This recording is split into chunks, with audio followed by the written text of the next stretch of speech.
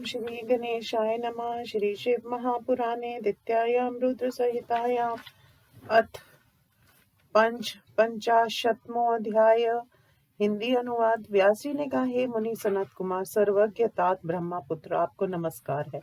आपने ये अद्भुत कथा सुनाई। जब श्री कृष्ण ने रणभूमि में शिव जी पर जृंभनास्त्र चलाया और बाण की सेना को मार दिया, तब बानासुर ने क्या किया, उसे कहो।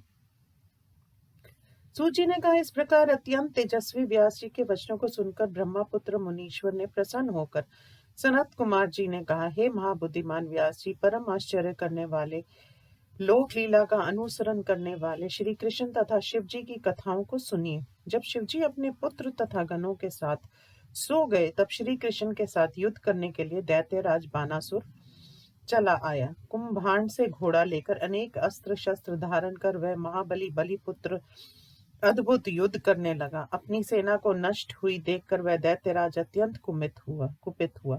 तब उस महाबली बलिपुत्र ने घनघोर युद्ध किया। शिव जी से बल को प्राप्त कर महावीर श्री कृष्ण भी उस रणभूमि में बानासुर को तिनके जैसा समझकर जोर से गरजने लगे। हे मुनिवर, श्री कृष्ण अपने शांग धनुष की टंकार से बानासुर की सेना को डराने लगे।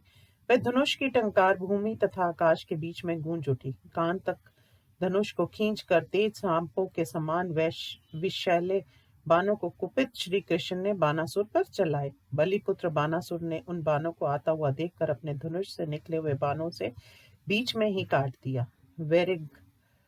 वैरी घननाशक भगवान गरजने लगे। उस समय सभी यादव श्री कृष्ण का स्मरण कर मूर्छित हो गए। शिव जी की चरण कमल का ध्यान कर महाघमंडी बलि के पुत्र ने अत्यंत शूर श्री कृष्ण के प्रति बाण चलाए। दैत्यों के शत्रु महाबली श्री कृष्ण ने भी शिव जी के चरण कमलों का ध्यान कर बीच में ही उन बाणों को काट दिया।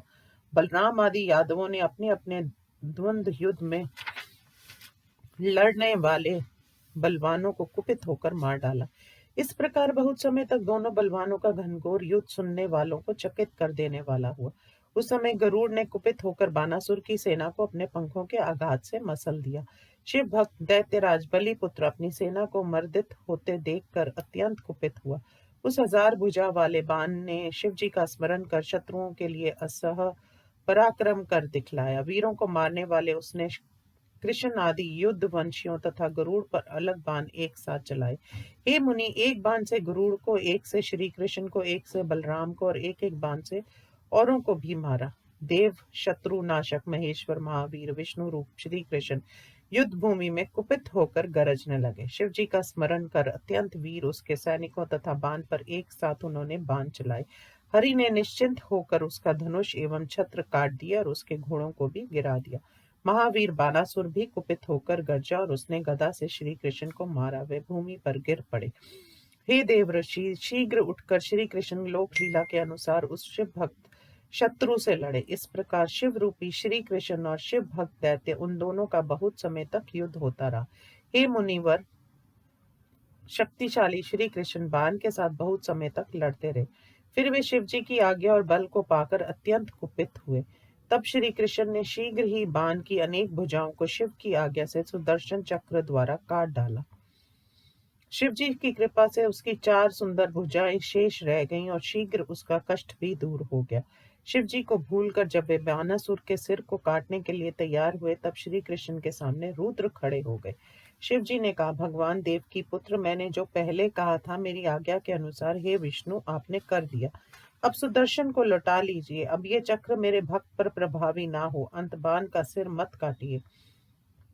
हे गोविंद, ये अनिवार्य चक्र युद्ध के लिए मैंने तुम्हें दिया है, अब तुम इसे लौटा लो। हे लक्ष्मीश, मेरी आज्ञा के बिना तुमने पहले दधीची, रावण, वीर, तारकासुर आदि पर इसे कभी नहीं चलाया था। तुम तो सब प्राणियों का हित करने वाले योगीश्वर परमात्मा जनार्दन हो। अंत अपने मन से विचार करो। मैंने इसे वर दिया है, तुम्हें मृत्यु का भय नहीं है, इसलिए मेरा वचन सदा सत्य होता है। मैं तुम्हारे ऊपर प्रसन्न हूँ। पहले इसने भुजाओं को खुजलाते हुए घमंड में आकर कहा था, मुझे युद्ध करने का अवसर दीजिए। हे हरि, ये अपनी गति को भूल गया था। तब मैंने इसे शाप दिया कि तेरी भुजाओं को काटने वाला आएगा तथा तेरा घमंड चूर हो जाएगा। मेरी आज्ञा से तुम्हारी भुजाओं को काटने वाले भगवान आ गए। अब तुम अपनी स्त्री के साथ घर लौट जाओ। ऐसा कहकर उन दोनों की मित्रता कराकर शिवजी अपनी पत्नी पुत्र के साथ अपने घर को चल दिए। सनत कुमार जी ने कहा, शिवजी की बातों को सुनकर सुदर्शन चक्र को लटाकर विजयी श्री कृष्ण अपने अंतपुर को गए। अनिरुद्ध को आश्वस्त करके अपनी स्त्री उषा के साथ उसने बानासुर द्वारा दिए रतन समूह को स्वीकार किया। उत्तम योगिनी उषा की सखी चित्रलेखा को लेकर शिवजी की आज्ञा से सफल मनोरथ श्री कृष्ण प्रसन्न हुए। बलिपुत्र बाण की आज्ञा लेकर हृदय से शिवजी को प्रणाम कर भगवान श्री कृष्ण परिवार के साथ अपने नगर को गए। मार्ग में प्रतिकूल हुए वरुण को अनेक प्रकार से जीत कर प्रसन्नता पूर्वक ये सब द्वारकापुरी पहुंच गए।